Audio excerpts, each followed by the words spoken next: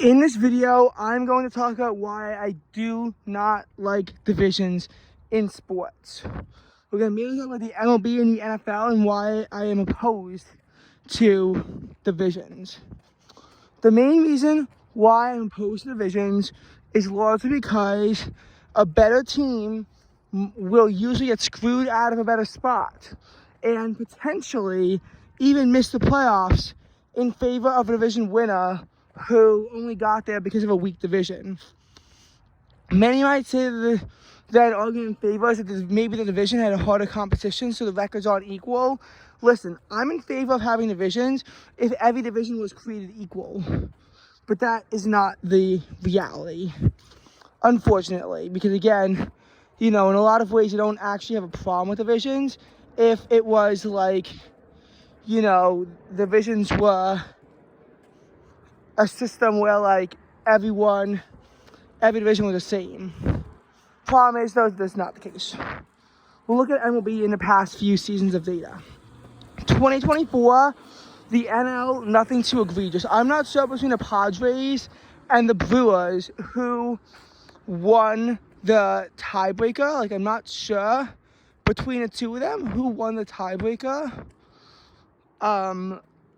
I wasn't aware of that, but either way, the 3 versus the 4, they both had 93 wins. So that I'm not really objecting to. And we saw the Padres take care of business in the wild card round against the Braves. I will say, at least in the MLB, the 3 and the 4 seeds both have to go up against wild card teams. So there's a little more parity in that department. Whereas the 3-seeded Brewers lost to the Mets in the wild card series. So in that regard, it's not really a problem. I think the bigger problem with baseball is that they don't reseed. Thus, a 6 seed has to go up against a 2 seed, potentially, while a 4 or 5 seed goes up against the 1 seed. Probably should be reseeded. But maybe that's just me. In the AL, there were some problems. Like, for example, the weakest division winner, the Astros, had only 88 wins, whereas the Orioles had 91 wins and were the strongest wild card. However, both the Astros and the Orioles lost in the wild card round to teams that probably didn't even deserve to make the playoffs. So, again, not really able to complain there. 2023, though, I have a lot of problems with. Not so much so in the NL, because again, the worst wild card was, the worst division winner had 92 wins and the best wild card had 90.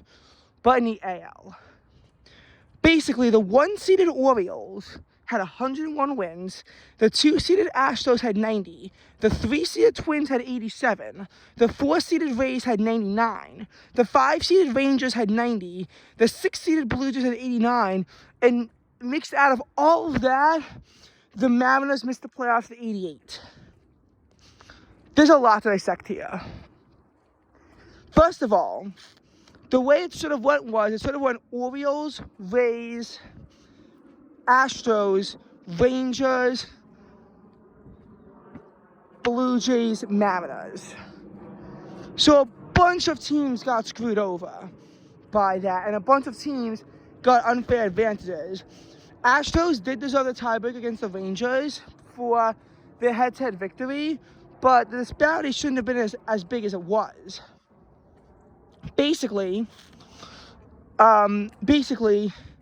the Rays deserve to be 2 spots higher than they were. The Astros, Rangers, and Blue Jays and Mariners who missed it deserve to be 1 spot higher than who they were. Twins should have been 4 spots worse than who they were. It was that egregious. And you might say, well, if the 89-win Blue Jays who had to face the 87-win Twins on the road, if that's the case, why couldn't they just take care of them and why they get swept? Well, home field advantage. This is a bigger qualm over the NFL, since in the MLB there's a lot more parity with home field advantage.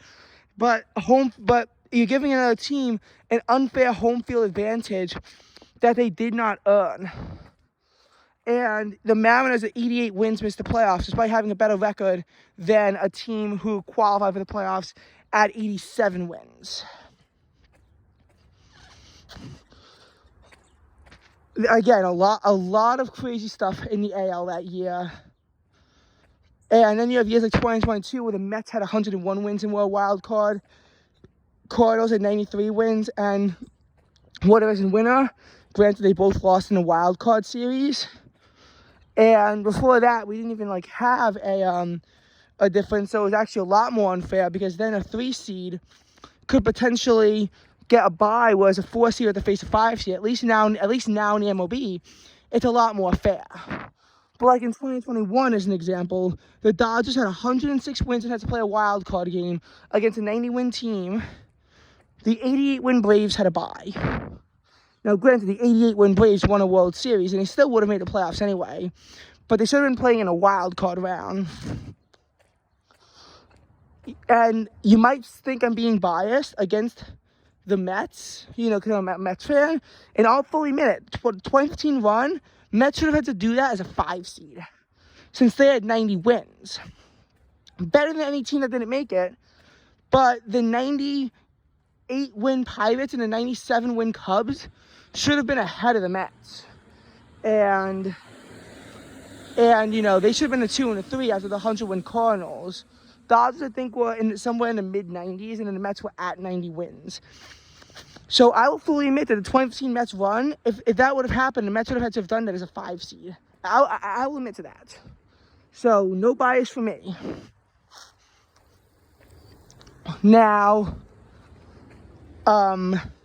that's that for baseball. And again, there's been so many times where a lesser team got in at the expense of a team being kicked out. Like, we've seen that transpire before. In 2005, the 82-win Padres won a super weak division and got to the playoffs where they got swept in the NLDS, unsurprisingly, at the expense of an 88-win team missing out entirely. And there's been other examples of this too, where like a team with a win count in the mid-80s wins the division, and a team that has a higher win total gets kicked out. And now let's talk about the NFL. Because in the NFL, this problem is even worse. Mainly because it's so much harder for teams to win on the road in the NFL, especially these days. It's been 4 years since a team in the AFC has advanced past, where a wild card team in the AFC has advanced. Last team to do that were the 2020 Ravens and the 2020 Browns. And in the NFC, since then, we've seen the 2021 49ers do it, the 2022 Cowboys and Giants, 2023 Packers, and 2024 Commanders, but it's still a rare occurrence. 5 times across like, I think like 30 chances. And again, in 30 chances, it happened 5 times. Maybe it wasn't 30 chances. Maybe that number's wrong. Well, there's 6 chances a year, 24 chances, but still. Like, you figure that an upset should happen a bit more often than that. Now, as far as the NFL goes, I think this really took traction because the 14-3 Vikings, who should have been a 2 seed, were demoted to a 5 seed, had to play the 10-7 Rams on the road and lost. And I think that the home field advantage, even though it was technically a neutral site stadium, could have given the Rams the advantage in that affair. Basically, if it was done fairly, Lions are the 1 seed, Vikings are the 2 seed because they have the head-to-head tiebreak against the Eagles. The Eagles are the 3 seed in this case. Actually, wait, on second thought, I don't know who would win a tiebreak between the Eagles and Vikings. So the Eagles might be 2 and the Vikings might be 3. Either way, the 4 seed in this scenario, you'd have the Commanders. 5 seed is the Packers.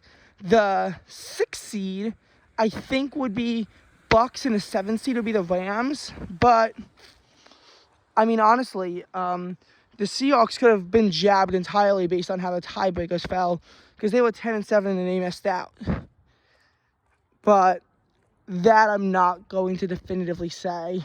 Tiebreakers are broken within the division first, so I think the Seahawks still would have been kept out. But still, there's a disparity. And in the AFC, Again, 11-6 Chargers had to go on the road to face a 10-7 Texans team. But, aside from that unfairness, there's also the even more pressing issue of, again, when teams get kicked out when they didn't deserve it. In 2022, for example, the 8-9 Buccaneers won the ultra-weak NFC South. And they won the NFC South. That was ultra-weak. Every team had a losing record. The 8-1 Commanders and the 9-8 Lions both missed out on the playoffs for a team with a losing record. How unfair could that be?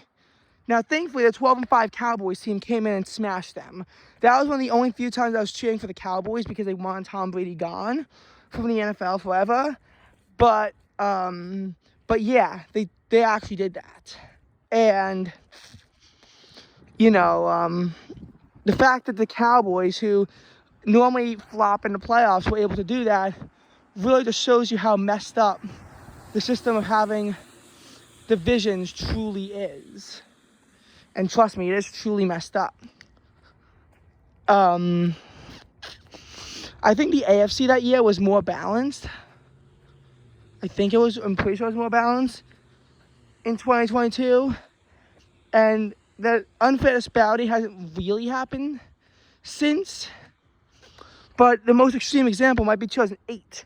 The 11-5 Patriots were kept out of the playoffs for an 8-8 Colts team to be let in. I mean, I get that they won a playoff game, but still, an 8-8 Colts team made the playoffs at the expense of an 11-5 Patriots team. I mean, that's just a dictionary definition of unfair. Now, I know what you might be saying. That why even keep conferences? Since at that point, you could really diversify things. And that's true, because a good example of this could be 2020. In the NFC itself, it's unfair that a 7-9 Commanders team is let in. But then who gets in after that? An 8-8 Cardinals team.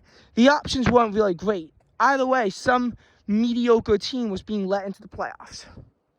I think if the 6-10 Giants actually got into the playoffs, if the Eagles won their final game against the Commanders, I think that might have made it a little more realistic to compare the two at that point, since the 6-10 team getting into the playoffs would be crazy. But that was not the case. With that being said, however, the 10-6 Dolphins missed the playoffs. So you might say that's unfair with the conference system. But IMO conferences need to stay, because you need to have, two different paths leading to a championship. Honestly, I'd be fine with divisions if they did divisions the way that hockey does them, which would be tough in the MLB unless you add 2 more teams, but very possible in the NFL. If you do divisions, why not just have 8 teams in a division and do what hockey does? Then have the divisions battle it out, and then you let the top spot. You have the top 3 teams from each division automatically make it, and then 2 wild cards where the next best teams in the conference make the playoffs. Why not do it that way?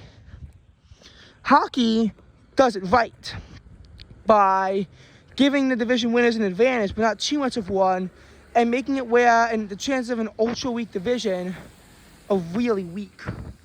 Why not just have fewer divisions and do it that way?